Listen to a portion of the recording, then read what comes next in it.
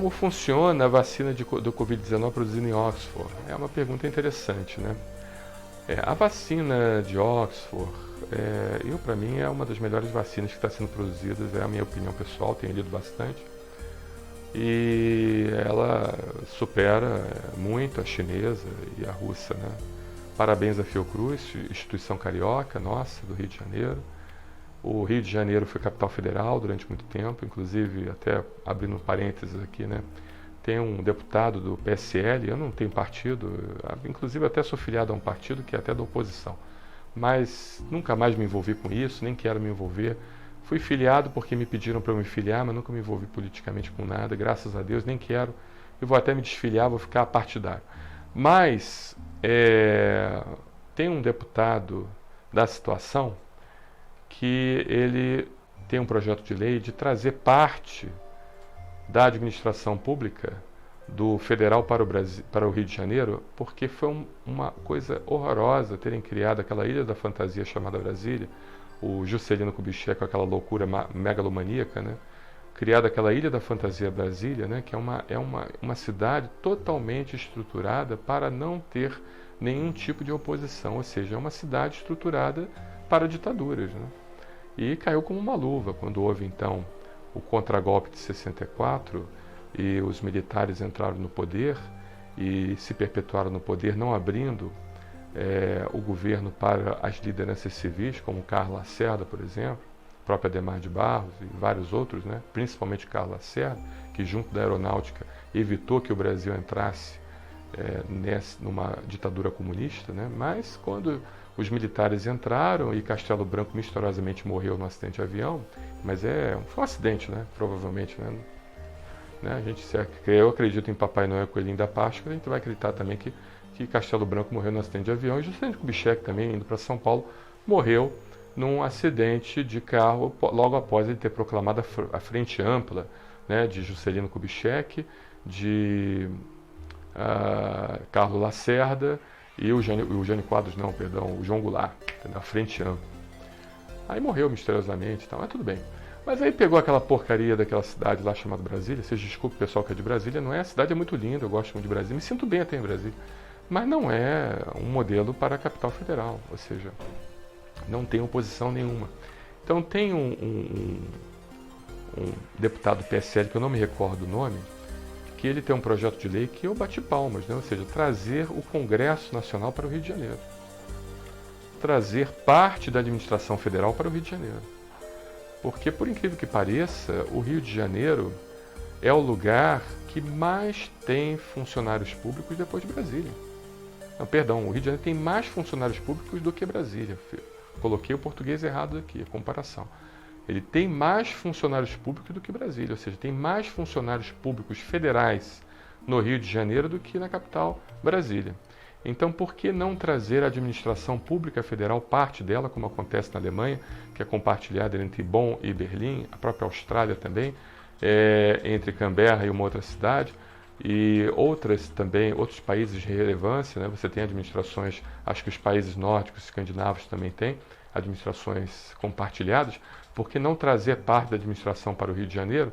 Porque se o Congresso Nacional vier para o Rio de Janeiro, aí os parlamentares vão tremer nas bases, né? Porque 6 mil pessoas ali protestando contra as medidas ilegais, nessas medidas completamente imorais que os parlamentares tentam nos enfiar a goela abaixo, eles tremem nas bases como tremiam, né, quando era ali na Assembleia Legislativa, hoje a atual Assembleia Legislativa, ali no centro do Rio de Janeiro, em frente ao Terminal Menezes Cortes, né, o Palácio,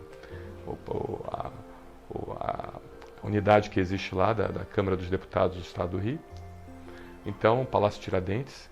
Então, de certa forma, eles tremiam na base quando tinha aquela multidão lá, né? Então, parabéns à Fiocruz, uma entidade federal situada no Rio de Janeiro, e que isso sirva de exemplo para o Brasil, que o Rio de Janeiro ainda é um centro de referência, de pesquisa e também de inovação, né, na área tecnológica, principalmente de saúde.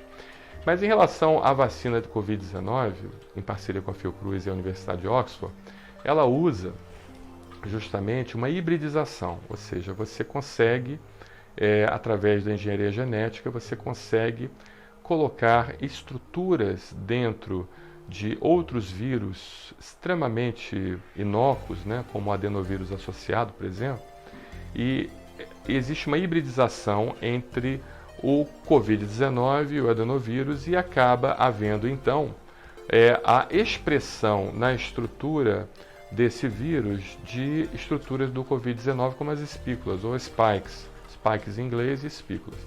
E nós sabemos que essas espículas do Covid-19 que são as responsáveis pela ligação do Covid-19 com o receptor ACE2, que é o receptor para a enzima conversora de angiotensina 2, e a introdução desse Covid-19 para dentro do organismo, principalmente pela via pulmonar, que é uma das principais, existem outras, mas a principal é a via pulmonar, mas também há casos de vasculite provocadas justamente pelo aumento, o excesso de receptores ACE2 em determinadas pessoas, né? Principalmente pessoas que têm hipertensão. Por isso que a pessoa que tem hipertensão, ela acaba sofrendo muito mais de Covid-19 do que a que não tem hipertensão.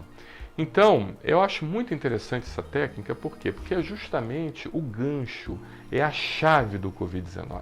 Então, esse adenovírus ele vai expressar a chave do Covid-19. Ele vai fazer com que a chave seja exposta ao sistema imune, que é a espícula, tá?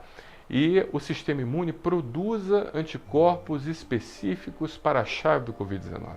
Ou seja, a espícula tem os chamados epítopos antigênicos, como todo antígeno tem. Então você vai ter uma produção seletiva de anticorpos a esses epítopos antigênicos produzidos dessa espícula. Tá? E quando o paciente for infectado pelo verdadeiro Covid-19, não pela sua hibridização com o adenovírus, né?